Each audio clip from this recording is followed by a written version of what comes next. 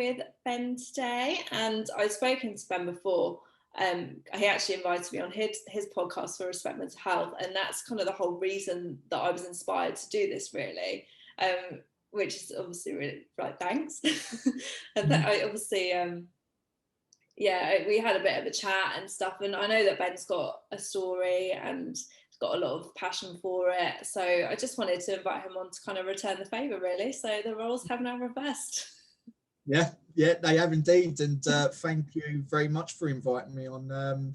You know, I've kind of got into the position of, you know, speaking to other people about that, but it's nice to be able to come back on and, you know, remember why I started everything that I did, and to kind of retrace the steps and let people know a little bit more about me, for people that have only just come across me or Respect Mental Health. So thank you very much. That's all right. So I think if we start off by talking about like your history with mental health.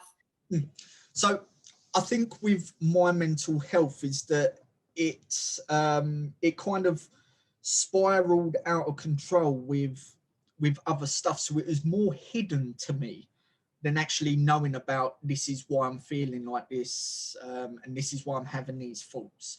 So growing up, I had a completely different life to what I do these days. So I was very much into music and going out and performing on stage, traveling around the country, out for days on end, which was usually, you know, if you're into the music scene, club scene, you'll know it comes with quite a bit of drinking, late nights, partying, you know, and I would admit, you know, drug taking as well. And when you have poor mental health and you're drinking a lot and you're taking drugs, you're not really concentrating on the mental health, but you're kind of pulling it into the box of come downs and tiredness and, you know, hangovers and things like that. So when you're on the go all the time, you don't really notice any of the signs of the poor mental health, because it is a fast-paced life all the time. And it's not until you kind of stop and slow your life down that you really start to evaluate what's going on. And so all up through my mid-20s, up until mid-20s, I just passed it off as, you know, I'm living a party lifestyle. There's nothing wrong with my mental health, you know, when I'm loving life doing what I'm doing now. Now, as I started having kids and things, you know, I had to kind of reevaluate where my life was going and stop all of that sort of stuff. And that's exactly what happened. And that's when I kind of started to realize that, you know, these thoughts that I'm having, they're not down to drink, they're not down to drugs, they're down to how I am as a person and the choices that I've made. And I started trying to change my life around, and it come to a point where I got very, very low and decided I need some time, and I moved away to Manchester to get away from all of my problems. And although that I become happier at first, after a period of time, I started to become kind of very isolated, very down. And I was going through a period where I wasn't talking to family members at the time or anything. So I really did feel like I was up in the north of the country, all by myself, and I brought all these problems on myself, and I shouldn't really palm them off to other people and you know, and be that person that's ringing them every day saying I'm not feeling good and this and that. So I kept it all to myself, and it got to a point where it just built up and I imploded. I kind of come home from work one night with only one thought in my head, and that was that this is where it ends for me. This is where the road is gone. There's nothing for me to kind of live for. And as selfish as it sounds, is that my kids weren't even a thought in my head as I was doing this. And that is, it sounds a terrible thing to say, but that's mentally where my head was. I wasn't thinking right. The only way that I could think about doing this, that I would feel the best way for me to do it, was to take as many tablets as I could. You know, hanging wasn't an option, jumping off a cliff wasn't an option, slashing myself wasn't an option. It was all too scary for me. Something like taking tablets for me was kind of, I can do this in my sleep and pass away that way. I don't know if that would have been the case or if there would have been complications, but that's the way that was in my head. So I got all these tablets and I went back and one by one I was taking them out, loud music on, just taking them. And I ended up in hospital. The way that I got found is that my next door neighbour was keeping an eye on me. We were both doing it for each other. And I said, if there's loud music on, just let yourself in the house. And that was about 3-4 weeks before. So loud music was on. As usual, he kind of let himself in the house. And he come to me and he looked down at the table. And without saying anything, he just picked up the phone, rang the ambulance. And at this time, I wasn't going in and out of consciousness, but I was kind of getting very drowsy and my head was kind of going back and forward. This is the story that he recalls back to me. So we went to the hospital. I phoned my boss and said, the hospital passed over a message, said anyone, I gave him the number and they called her. And within half an hour, this is about 10 o'clock on a work night, within half an hour, she'd dropped everything. She's got a big family, quite a few kids, and she dropped it all and she was up to hospital. And she was the one that said to me, you really need to speak to family and get your family members involved here. They need to know what's going on. And that's when kind of, I had to have all my medication, etc. So I was being sick. And, I started to message my mum and saying, look, this is what's happened. My mum basically, she dropped everything. We hadn't spoken for months. She dropped everything, jumped in a car, drove 6-7 hours up the motorway to come with me straight away. And I always remember we were sat in the hospital and, I was really contemplating everything because the minute that I took all these tablets was the minute that I started to regret, but I was then too afraid to let anyone know of what I'd done. I was embarrassed and I was sitting there just kind of praying to myself, I hope that my life doesn't end, but I hope that I don't have to get anyone else involved. So yeah, my mum come up and she said something to me that always sticks with me, is that, all you needed to do was talk to one of us. It doesn't care if we haven't spoken for months, years, I can either listen to you while you talk, or you can tell me that you're down and I can talk to you and you can listen to me. Either way, we will work through this together as a unit, as a family. And it was from then, like, do you know what? I now see the love that I have and the support that I have, that is, if I was feeling down, that this is the lengths that people would go to for me. Because there was always a thought in my head, like, I'm this party animal. Like, if I was to die, would anyone come to my funeral? But it was a moment like that when I thought, do you know what? Is that there's so much more out here. And it was from then that I really started to kind of study mental health a lot more and help get myself back into a better position. That's when I started using mental health services. That's when I started getting myself mental health coaches to help me through tough times. Yeah. Do you think then the reason that, from like listening, the reason that you didn't reach out to friends and family is because you didn't want to be a burden? Yeah. So that was my main thing, is that, you know what, I've put these group of people through the highs and lows, and I've gone missing for months at a time, and I put them through so much worry and heartache. Now that the roles are reversed and that I'm the one that's feeling like this, I can't put this on them. I've put too much on these people already, and I love them too much to put them through any more worry than I already had. Because when you're out and about and you're drinking a lot and you're not concentrating on the important things in life, you hurt a lot of people around you. And it's when that kind of slows down that you then start to regret a lot about the hurt that you put them through, and you start thinking about what you need to do to change as a person. Now, when you start thinking about yourself and those changes that you need to make to yourself, that's when you're going to go down and hit those lows, because your feelings have come right into play and you start to feel the hurt that they did secondhand.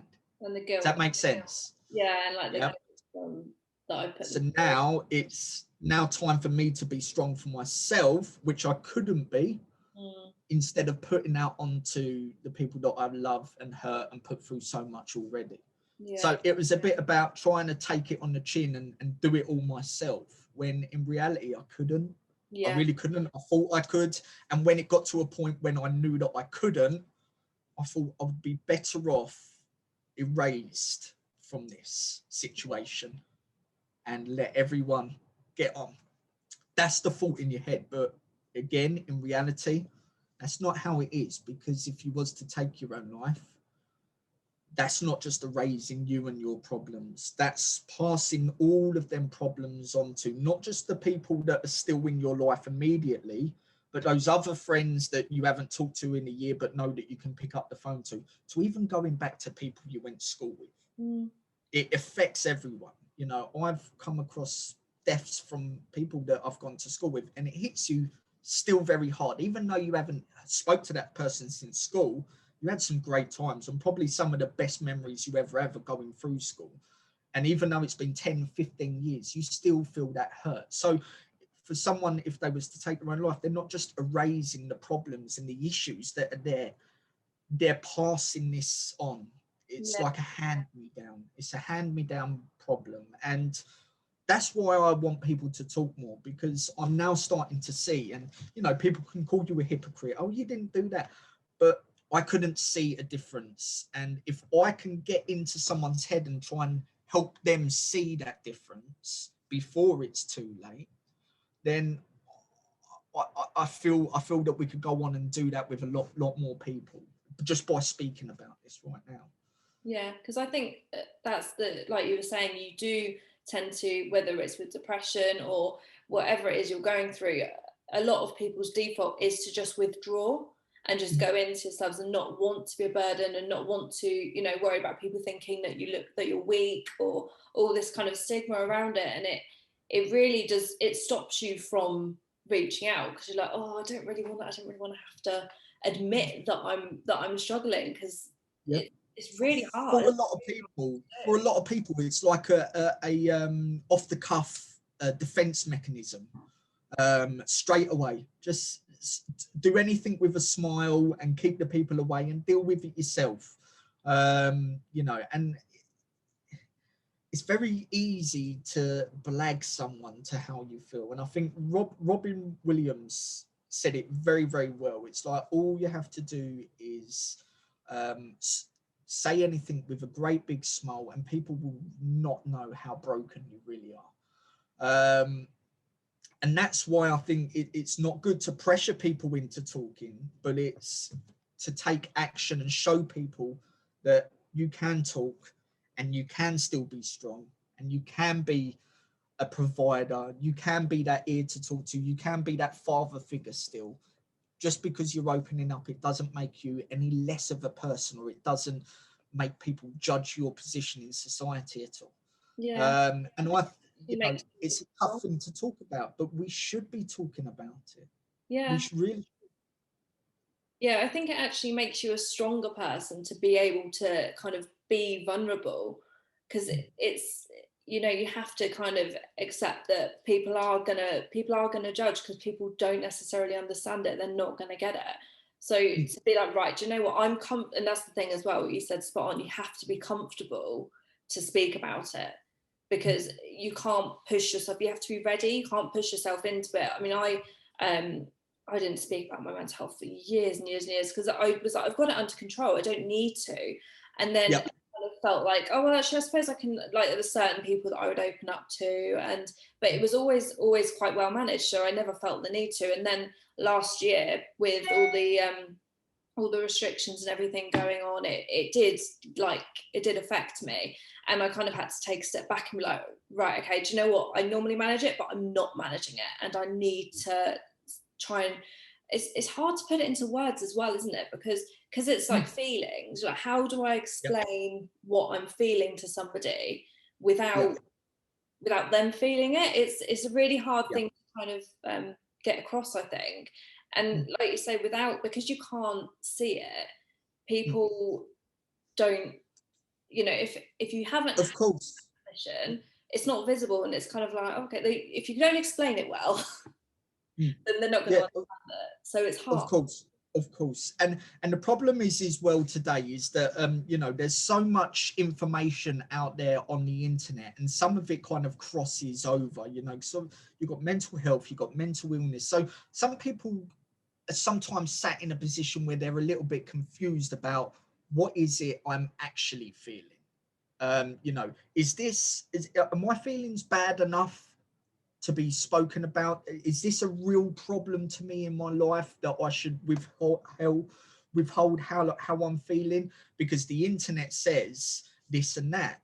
This person on this blog said this and that. So maybe my feelings aren't as bad as what I thought. So I'm just going to keep this to myself as well. Yeah. Now, for me, if those feelings are making you think that deep into something, then it is an issue. It is an issue. If you're thinking that deep into how it is, don't worry about what this person said on their blog or what this picture from Google said about mental health quotes or something. If it's deep enough for you to think about it, it's something that you should really think about getting out there and speaking to someone, whether it's a friend, whether it's a family member, or whether it's someone who's confidential from a charity on one of their phone lines or anything. My suggestions would be to try and take that first step and choose one of those categories that you're comfortable with and go with it. For many people, it would probably start off with the phone call to, you know, maybe Samaritans or something like that, because you're not face to face. You know, if it does get too much, there's an easy outway for you by putting down the phone. If it's in front of family or friends and it's the first time speaking, you're not quite ready to have that full conversation. Because let's face it, family, friends, they will go on to defensive mode. But why didn't you speak about this before me? So, but there's nowhere for that person to run and get away from this until they can take their breather and get out of the panic state. With on the phone, they can speak with what they're happy with. And if it gets to a point where they're very uncomfortable, they have a very easy escape route. Yeah. But you know, so I think a lot of people would kind of tend to go on the phones, and I do suggest doing it. I've used those services quite a few times over the years, and let me tell you, those people on the phone do a fantastic job. You know, I now have mental health coaches that are around me that I do speak to, and when I do feel down, I book in extra sessions. Even when life is great, I still have these people on hand, and I just check in with them and say, this is what's going for me at the moment, and they keep me on a good track, or if there's something that's going up and down, we can suggest something, a way to keep that going up. So I always keep my mental health coaches around. Yeah, it's that neutral opinion as well, isn't it? Because I think it's difficult when you speak to a family or friends or partner, because it's a very emotional thing. So if you don't like getting emotional about it, it's harder to speak and open up, isn't it? Because it's kind of you've got that relationship. So I think sometimes having an impartial person who isn't emotionally invested is quite a good outlet for people. Yeah, of course. Well, I always found it difficult speaking to family. My sister, she qualified her psychology, sociology. So when we were growing up, we're quite close in age. So when she was going through uni, I kind of felt I was a bit of a test experiment of getting inside of my brain and everything. So I was just like, I avoided her at all costs because I just knew that she had that way to pry the information out of me. So I avoided her at all times. With my mum, I knew that everything that she'd done would be for the better of me, but I didn't want to hear all of those stuff that would make me better, like stop drinking, stop going out with your mates all the time. So I stayed away from that conversation because I couldn't take that, because there's so much emotional connection there. But being a kid, you don't want to, or being a young adult, you never wanted to listen to your mum anyway. And my dad, we kind of found it tough. My dad is great at the advice thing, and he's great at being a parent. He's great as a father, but I could never connect. If I went to him and spoke about it to him, he would offer advice and he'd help me, but I could never get onto that emotional roller coaster with him. That's something on my side that always stopped me from doing that, is that I wouldn't be able to do that. And I've only ever once in my life ever saw my dad cry. And that was when I moved to Manchester just before I took the overdose. I stayed with him a couple of days because this is when I'd stopped the drinking and the drugs, and I was starting to feel a bit down. And I woke up on a Sunday morning, and and my dad was getting ready to actually take me back to my house. I was only planning to stay for a few days, and I said, "Dad, I'm not going home." He said, "Where are you going then? You staying here? What are you doing?" I said, "No, it's just too much for me. I'm jumping on a train. I'm going to Manchester." And within 3 hours, I was going up there, and he's like, "Ben, what's like? Come on, let's talk." And it was only when I left him at the train station from there that he was kind of crying. And that's the first time that I'd ever seen him cry. So he doesn't do the emotional side, but he's great at the advice and signposting and helping you out and pointing you in the right direction, or making sure that you have got those services. But I never wanted to get emotional in front of him. Yeah. But that was a real eye opener for him and a big turning point in our communication between me and my dad. After that, obviously the communication just wasn't that spot on because I still continued to go on and attempt to take my own life. But it was soon after that when I was on my road to recovery that my parents become a very big thing in my kind of close support network. Yeah, so it changed your relationship with them then, so the journey on from that you had, because they knew you needed the support, they were there to give it. Yeah, of course, definitely. And they're great. They help me out, and they really push me on to do better and everything like that. So yeah, they're a great support unit. And that's another very important thing for people to have as well, is make sure that you do have the right people surrounding you and have a support network of good friends. Now, I have a few different support networks, and I know for a fact, and it kind of proved it last year when Reggie was going through a tough time straight after birth, is that I put into the group chat on one days I was like really feeling low, and I'd spoken to my family every day, all day, giving updates on Reggie, and I just needed to speak to someone else just to let it all out. And I put into the group chat, I was like, guys, having a tough day today, could really do with speaking with someone. And that's it. Boom, boom. My phone was just going brum, brum, like all over the place. Messages. Oh, Ben, you're on the phone. Give me a call back when you finish.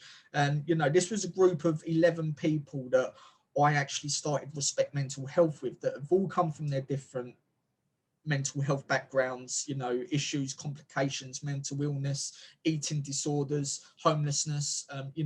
This was all people that had come together and wanted to do well, and they just absolutely blew up my phone. And this is going back about 18 months that we first started Respect Mental Health. So it's great to have people in a group with you who all want the best things for everyone that's involved. That if there is someone that's feeling down, it's not just signposting, it is getting in there and let's talk about this. Let's open up, because we all know that everyone needs a bit of help every now and then. So, and it's great to know that, I could drop a message in there and people are genuinely concerned with me and how my life is and want to help me back to feeling a bit better. So yeah, it's important to get networks around you that really work, and most importantly, people that you are comfortable and enjoy talking to.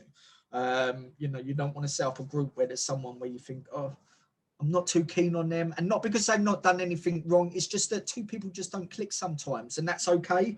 But you want your support groups where you are fully comfortable at all. Yeah, So you need to build those support groups that you're comfortable and happy with.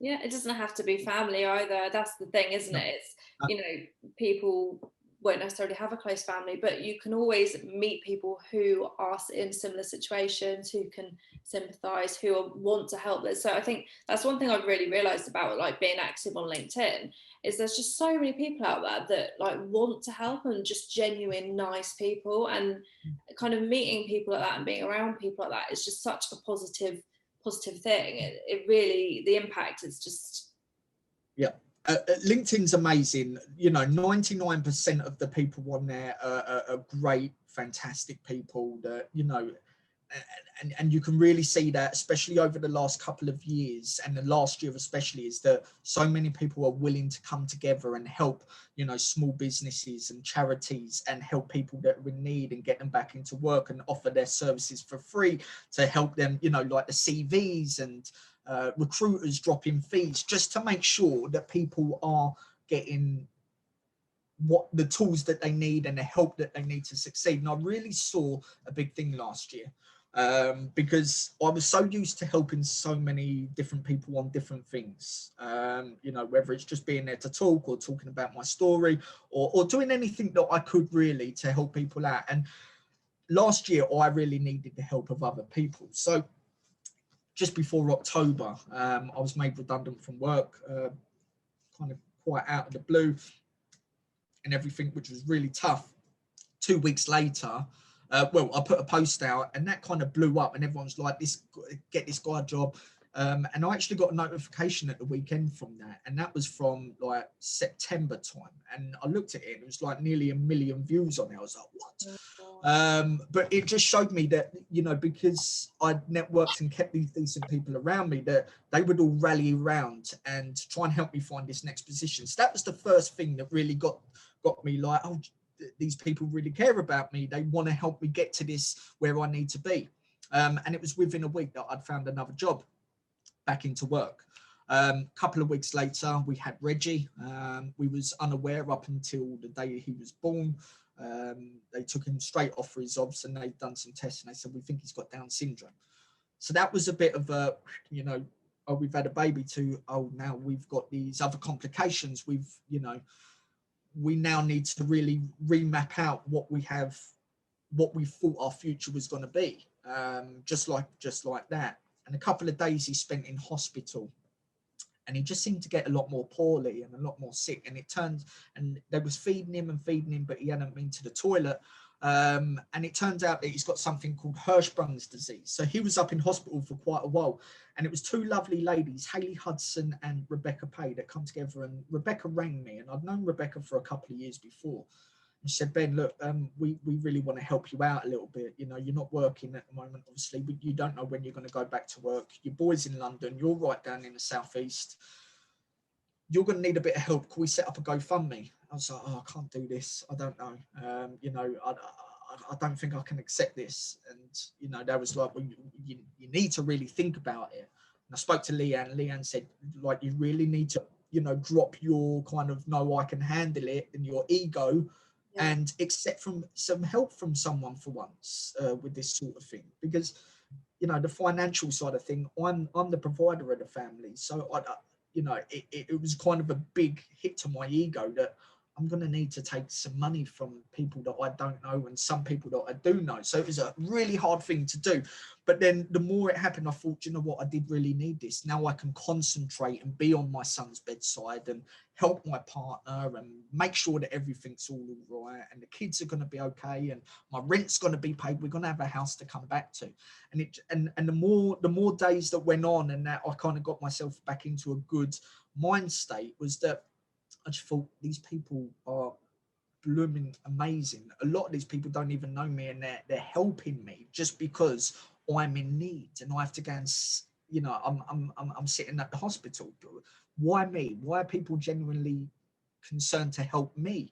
And it just really got me thinking. And Respect Mental Health, from when I got home from the hospital and made sure that my family are okay, that's when it was kind of then my mission to say, I need to start doing a lot more with Respect Mental Health. And that's kind of when, even though we set it up at the beginning of the year, October was really the time where it started to really, really take off with Respect Mental Health. Because if all those people wanted to help me in bad times, then, you know, I need to start helping more people and do more things. And that's why we really started to step up the gears with Respect Mental Health and do the t-shirts and do some fundraisers, awareness days. And yeah. So it's just amazing. And people set such a good example that it just makes you want to go and do a lot more, you know, with the tools that you have.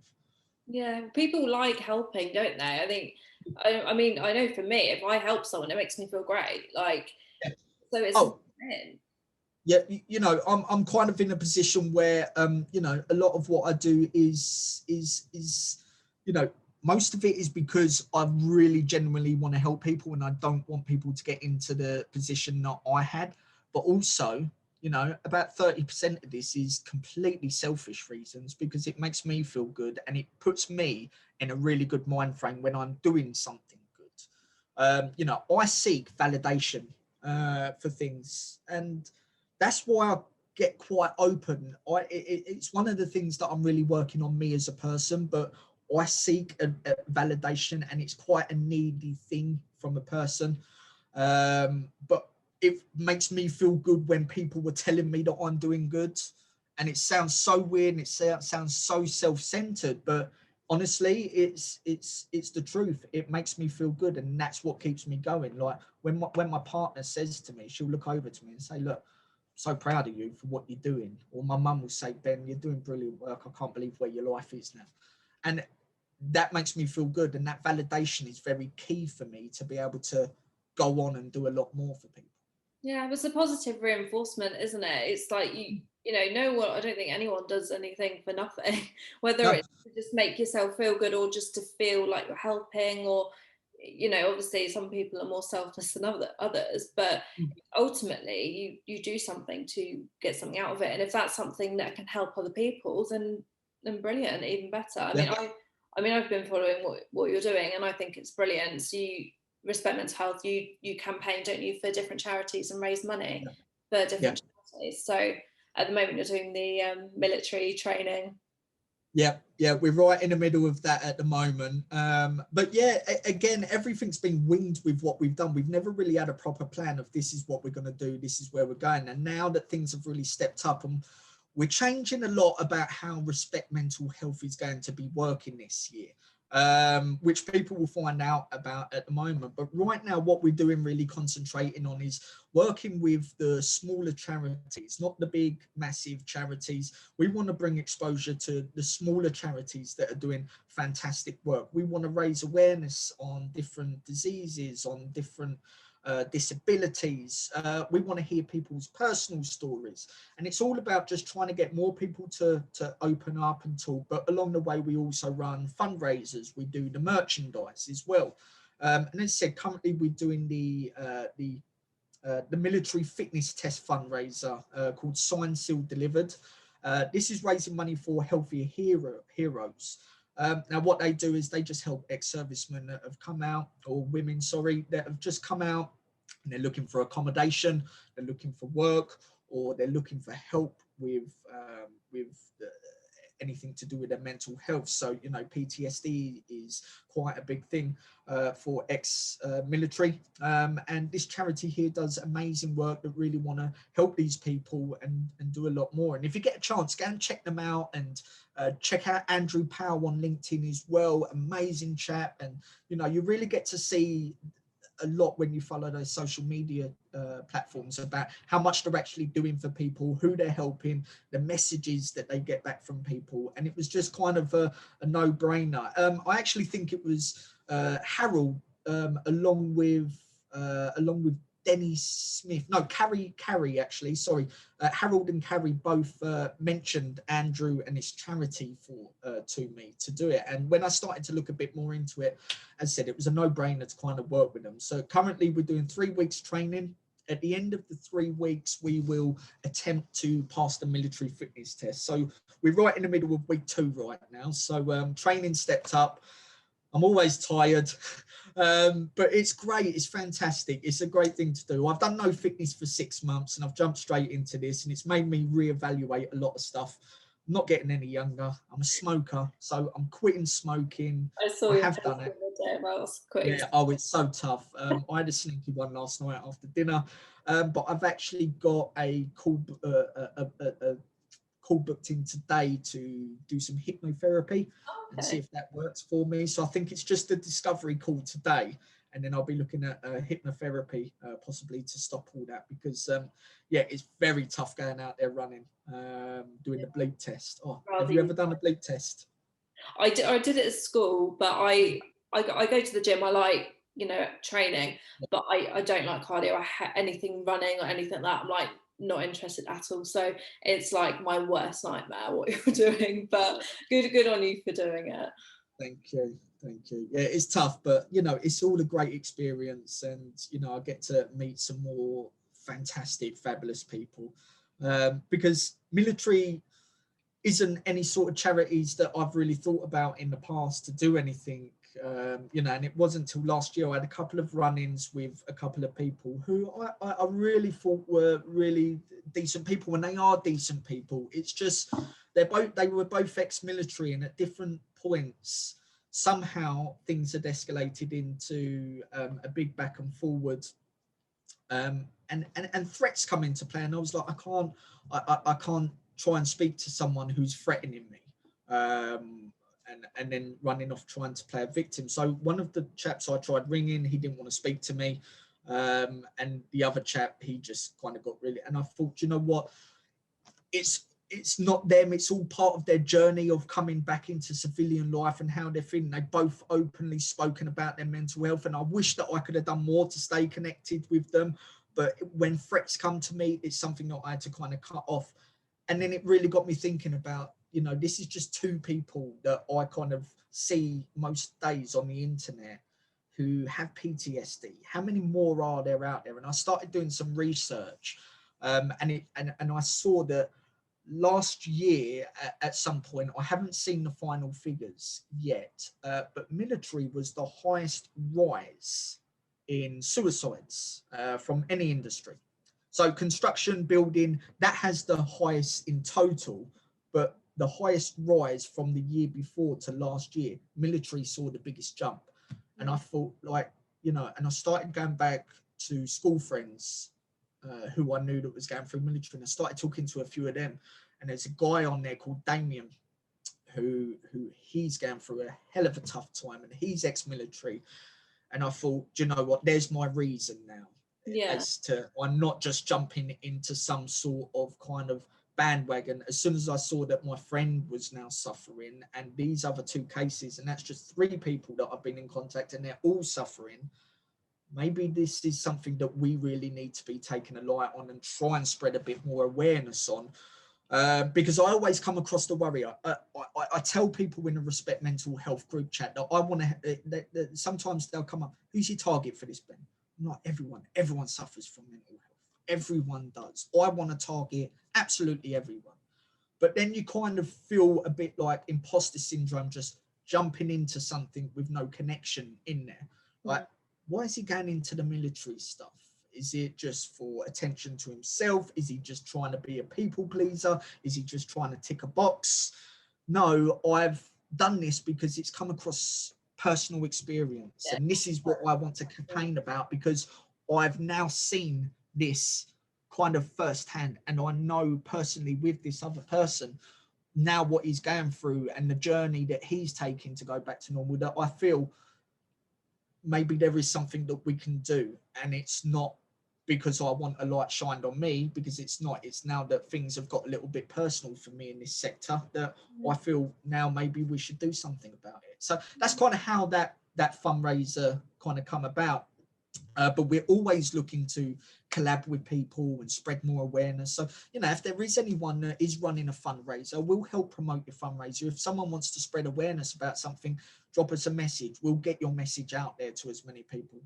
You know, we don't have massive followings, but we do help a lot of people, and we do get people messaging us asking for advice and things like that. So we're here as a tool for anyone to use. If there's anyone out there that has a fundraiser, as long as you've got a digital link for a fundraising page, we'll put it out there for you and try and get a bit of traction on there for you. But yeah, that's just part of the kind of, you know, we just want to help as many people at the end of the day, but we don't want to intrude on something that we know nothing about. Yeah, I mean, I think if you're doing something good and trying to raise money, it doesn't matter if you've got a connection to it or not. I think if you've got a connection to it, you're gonna, you know, be maybe more emotionally invested and maybe more passionate. But you know, if you want to raise money for a charity, then why does it matter if you haven't had a connection? Well, that's kind of the thought process, but at times the internet can be a very dark and horrible place. You know, I think we all kind of know that, is that from when the internet was first made to how it's evolved now, the internet can be, especially, you've got your Twitter platform, your TikTok, which is very, very toxic. It's extremely toxic place. There's always going to be people that kind of set up little groups and want to talk about this and why is he doing that and this and that. With me, as I said, I kind of get withheld from things, and it's mainly because we all talk about everything in our group, and people are like, you need to really think about why your gateway is into this. So it gets me thinking a little bit more about it, and then we're not just jumping on a bandwagon. But I completely agree with you. Why should it matter? I don't think it should. If we're spreading awareness for the right reasons and not personal or trying to link it to our businesses or anything like that, as long as we genuinely have a concern in that area and we genuinely want to raise awareness and try and help a charity by raising money, then we should just be able to do that free flow. Yeah, exactly. There shouldn't be an issue with it. No, and I mean, speaking, as I said before, speaking with you on the podcast made me think, do you know what, I can do more. I think was it Michelle Fleming tagged me in a post with you and Jordan Wilson. I was like, oh my God, like I felt like the imposter syndrome. I was like, what? To do with like mental health. And then Jordan put a comment on and was like, we're all doing the same thing, just doing it differently. Exactly. And I was like, you know what, it's absolutely right. And I just kind of, it just inspired me to want to just do more than I'm doing. So that's why I kind of reached out to you and said, do you mind if I do the podcast thing, and like just speak to as many people as possible, get as many people's stories and get their experiences and just share that and then hopefully it'll help people. I'll be speaking to people that it's completely out of my depth with the issues that they've had to deal with, but it's also a learning experience, isn't it? So of course, a lot of my podcasts, they're not because I know about this sort of stuff, it's because I want to know about this sort of stuff and open up. I mentioned to you before we come on that the first ever podcast that I'd done was a very, very nerve-wracking one for me, because I've never done anything like this before, and it turns out it was one of my favorite ever podcasts. And the chap that was on there, James Sweeney, an absolutely amazing man who come on with a stutter, told me all about his journey. And still now he drops me messages and we talk a little bit, and he's an absolute amazing person.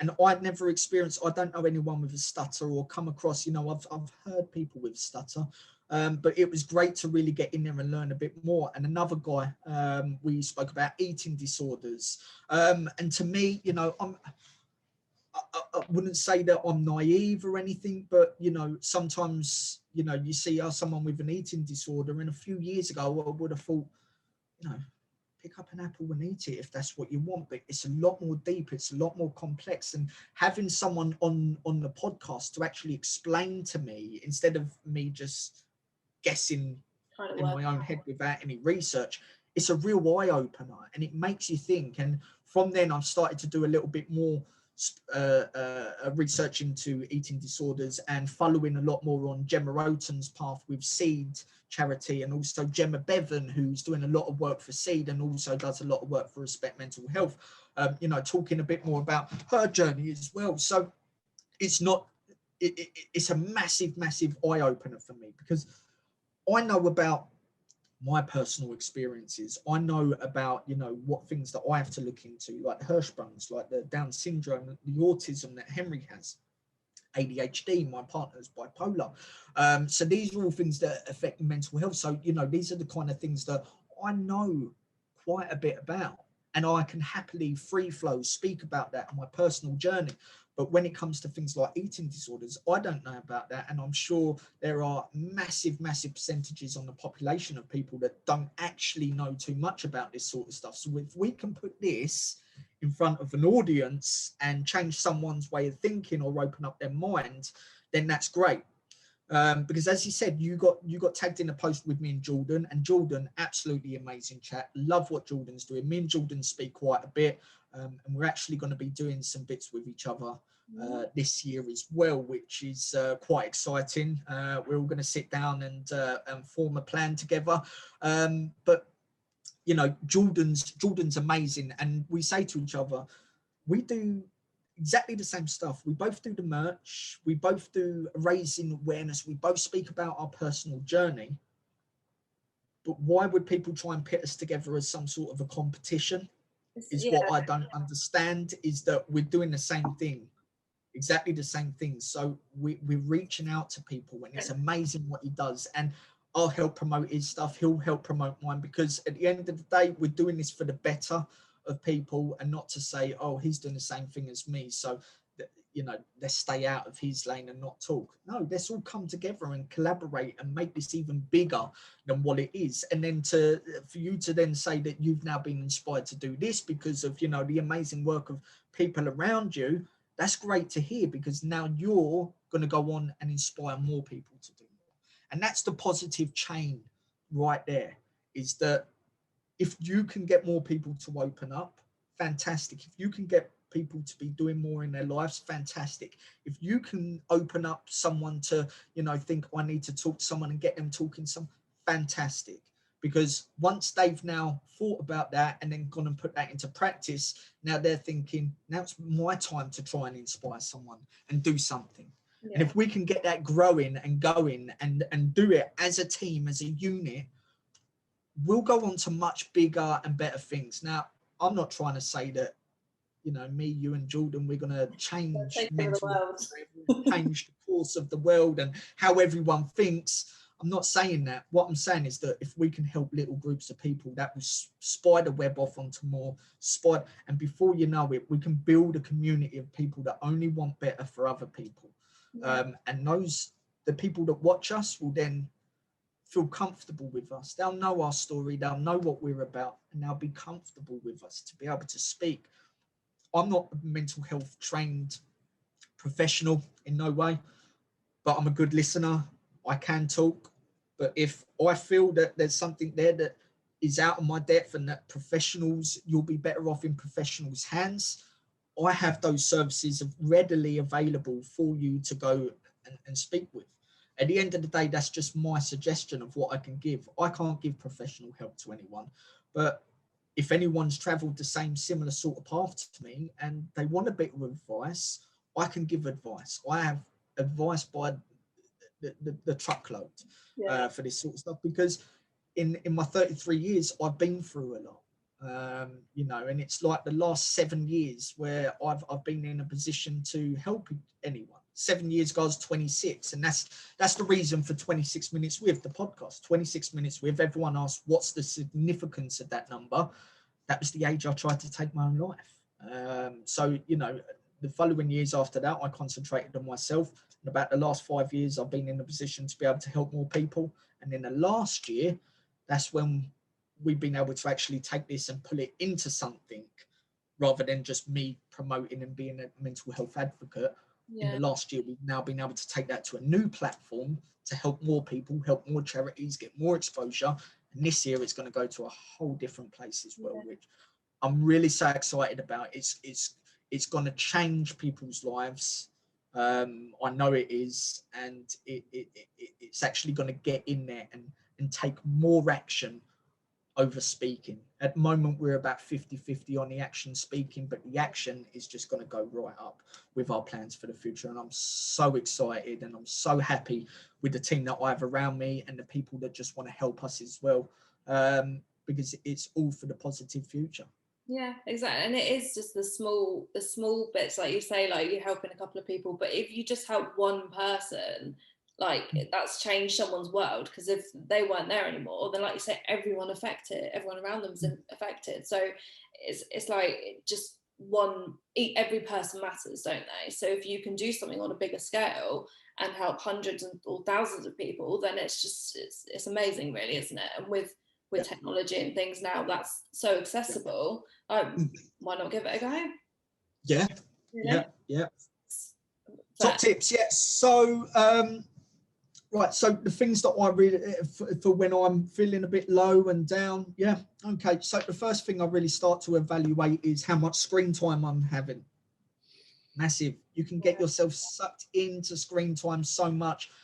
I remember looking at my phone and having an average screen time each day of 13 hours. That's an average. screen day of a 7-day period. So you can really get sucked into the internet, and depending on where you are and what your network and whose posts you're looking at, it can get you pretty much down and feeling worthless. So check your screen time, whatever it is, cut it in half. Cut it in half. If it's 8 hours, go down to 4 hours. If it's 4 hours, have 2 hours. So that's the first thing I evaluate. Now, I'm quite lucky with my location. I'm right on the beach, but I absolutely love walking. And I know that anywhere near anyone, you'll find a lake, you'll find woods, you'll find farmers' fields, anywhere like that. You know, if you're in London, more you want to look at the big parks. Make sure that you're getting out and getting yourself up, dressed, out of the door, even if it's for a 20-minute walk. They do me the world of wonders. I take an hour most of the time. So yeah, I check my screen time. I make sure that I get up and I go for a walk. And if your tasks for that day seem like they're too much of a struggle, wipe that day off and set yourself other tasks that will keep you motivated. Now, for me, big things are, I do it quite often when my poor mental health, I gut the house out. I clear all the cupboards out. I clear the wardrobes out. You know, and I go on a cleaning spree, and it sounds so silly, but pump your music up, do your cleaning, and then just relax after it. You still got to make sure, even though you need to get yourself energized and up and ready, you also need to take your rest as well. So get up, get active, but make sure that when it's at downtime, make sure that you get the downtime and have that downtime without screens in front of you. And I don't think people realize just how much, and I'm trying to, just how much, drink water, drink a lot of water all day long. Seriously, when you stop drinking water, it really, it's amazing what effect water has on you as a person to be able to get up and go and do stuff. So make sure that you're drinking plenty of water. So they're my top tips, really. They're quite cliche, to be honest, but that's what works for me. And the thing about mental health is that it's not a one size fits all kind of thing. Everyone has different methods of coping. That's what helps with me. Now, it's interesting you say that as well. Sorry, but it's a little bit of a self promo here, but on the Respect Mental Health page today, when this goes out, go back and have a look back through, but we've actually posted 50 top tips to help you on a bad day. So it's got 50 different things there, from drinking herbal tea, to watching a inspirational TED talk, to going for a walk. But there's 50 tips there. If you do go on the page and you can't find it, just drop a message in the comments somewhere, and I'll send it over to you. But it's very good to have in front of you, so then you can try everything, because as I said, it's not a one size fits all. Everyone's going to have different ways, but if we can signpost you to that and you can try some of them, fabulous. Excellent. There should find 1 or 2 out of 50 that appeal, shouldn't you? Yeah, you should do. Yeah, definitely, most definitely. But yeah, if I'm setting myself up and I'm having a bad week, I'll make sure that I do 3 good things each day that I enjoy as well. So 1 would be listening to inspirational music, 2 would be going out for that walk, and then the 3rd one would probably be kid time, and make sure that I have some silly time with the kids and doing paper mache or something. So I always set myself 3 tasks a day to do that I need to do to try and help myself as well. But yeah, you'll be sure on that list to find a few things out of 50 that would work for you. And maybe it's trial and test. Maybe you got to try things. So, you know, you're not always going to get it right first time. You need to try a few different things before you think, you know what, this is actually helping me. I'm going to continue to use this until, you know, it doesn't become as worth it for me and I need to find something else. But yeah, that's about as much as I've got. Loads of top tips. It's great. Yeah.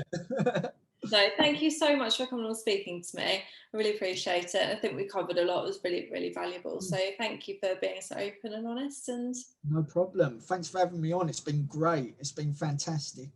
As I said, as you can hear, I'm a bit of a talker, so it goes on. But it's been great to be on here, Amy. I really appreciate it. thank you. Perfect.